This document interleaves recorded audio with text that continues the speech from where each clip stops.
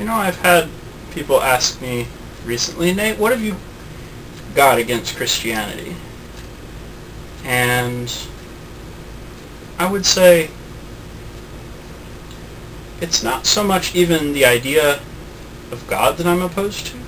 I'd consider myself an agnostic, but if people want to speculate about a creator who made the universe, I don't really see a problem with that.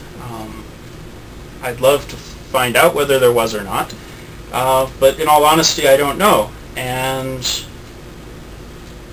sometimes people ask me, well, how can you look at the incredible order and complexity in the universe and not believe in God?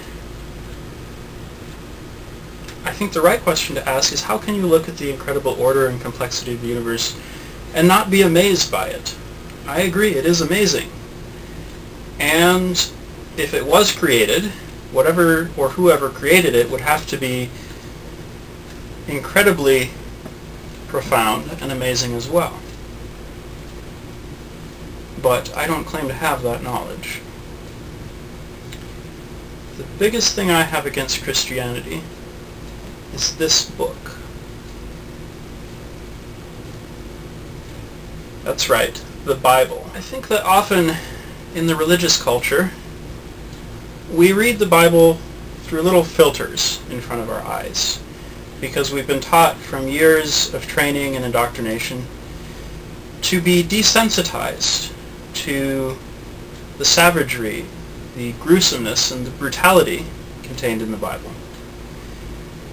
We tend to ignore things that would otherwise make any rational or moral person cringe. Every so often one finds a work of literature that says something better than you could have said yourself, and I have found something that was written by a guy by the name of Robert G. Ingersoll, and I'm going to read from him. It's a bit on the long side, so I think I'll put on some music.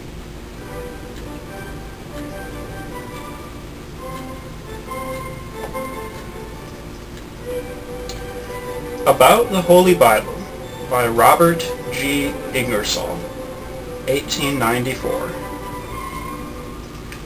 Somebody ought to tell the truth about the Bible. The preachers dare not, because they would be driven from their pulpits. Professors in colleges dare not, because they would lose their salaries. Politicians dare not, they would be defeated. Editors dare not, they would lose subscribers. Merchants dare not, because they might lose customers. Men of fashion dare not, fearing that they would lose caste. Even clerks dare not, because they might be discharged. And so I thought I would do it myself. There are many millions of people who believe the Bible to be the inspired Word of God. Millions who think that this book is staff and guide, counselor and consoler, that it fills the present with peace and the future with hope. Millions who believe that it is the fountain of law, justice, and mercy, and that to its wise and benign teachings the world is indebted for its liberty, wealth, and civilization. Millions who imagine that this book is a revelation from the wisdom and love of God to the brain and heart of man.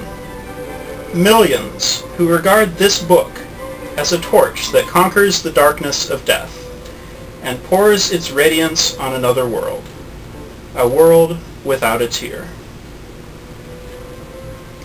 They forget its ignorance and savagery, its hatred of liberty, its religious persecution.